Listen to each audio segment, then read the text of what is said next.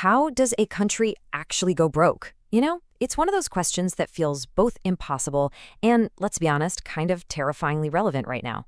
We tend to think of nations as these permanent things, way too big to fail. But history, well, history tells a very different story. So let's dive in. So let's just ask the question, straight up. Could a country like the United States, the one that issues the world's main reserve currency, actually go broke? I mean, what would that even look like? Turns out it's not really a mystery. There's a pattern. Well, if you ask investor and researcher Ray Dalio, this whole process isn't random at all. Nope. He says it's a predictable, almost mechanical cycle. He calls it a code that has repeated itself over and over for centuries. And in this explainer, we're going to unlock that code together.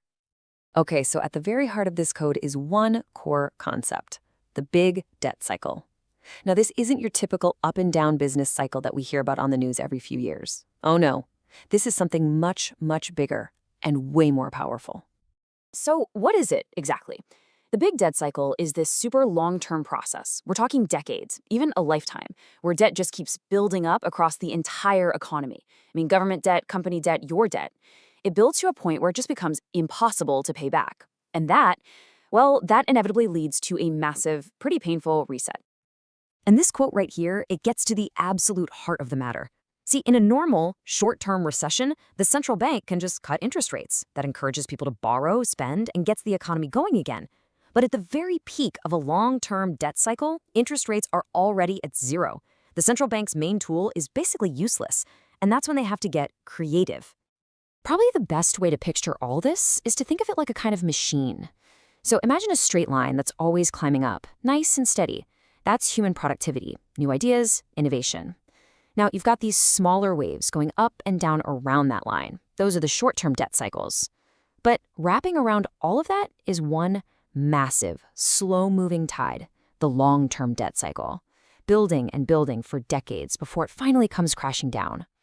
So if this is a predictable code, there have to be clues, right?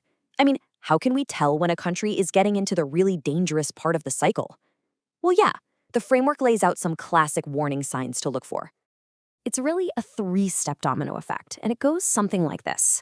First, you have the private sector, so people and companies. They borrow way too much. Then they can't pay it back. Think 2008. Then step two, the government has to step in with huge bailouts and stimulus, basically taking all that private debt onto its own bucks. And finally, when the government can't even borrow anymore, that's when the central bank is forced to step in and just print money to buy the government's debt. And that's the final stage. So what should we be watching for? There are 4 key red flags. First, are debts growing faster than the incomes needed to pay for them? Super simple, but super important.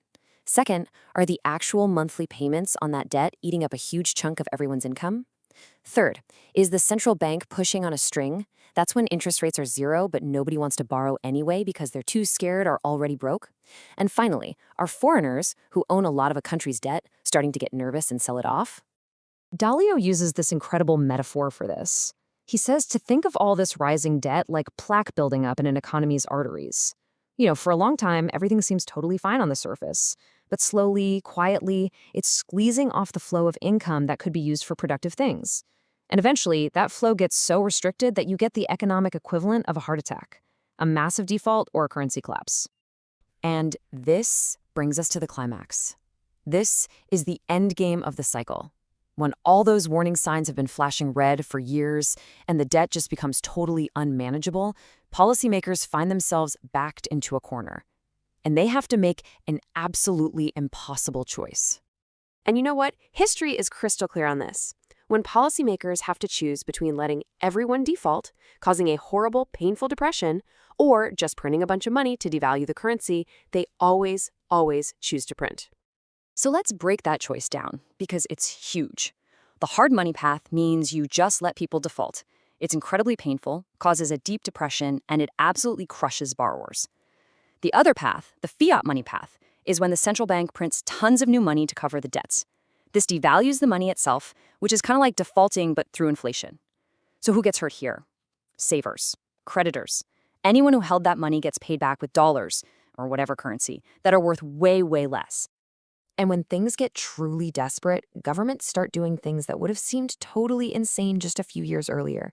We are talking about freezing the assets of other countries, slapping huge taxes on wealth, literally banning money from leaving the country, and sometimes even inventing brand new types of money. And look, these aren't just theories. These are all things that have happened again and again at the end of these big debt cycles. Okay, so that's the historical template. It's a fascinating, if maybe a little sobering story. But why does any of this matter right now? Let's bring this whole framework right into the present day. It can really be anchored to one single number, 6%. That is the U.S. government's projected budget deficit as a percentage of its economy. And according to Dalio's historical work, a number like that, especially when debt levels are already sky high, is a classic late cycle signal. It's basically a giant flashing red light on the dashboard. So is the situation hopeless? Not necessarily. The framework doesn't just point out the problem. It also kind of sketches out a potential path forward, even if it's a really difficult one. The goal would be to cut that unsustainable 6% deficit in half, down to a more manageable 3%. And you do that by pulling 3 different levers at once: a combination of spending cuts and tax hikes, plus monetary policy that pushes interest rates down to lower the government's borrowing costs. And all of this brings us to the final, really provocative takeaway. If you're not worried, you need to worry. And if you're worried, you don't need to worry. What on earth does that mean? Well, it means that if you just ignore these massive long-term cycles, you're going to be completely blindsided. But if you're worried, if you understand the code, you know the warning signs, you see the historical patterns, then you're not going to be surprised. It's the best defense you can have.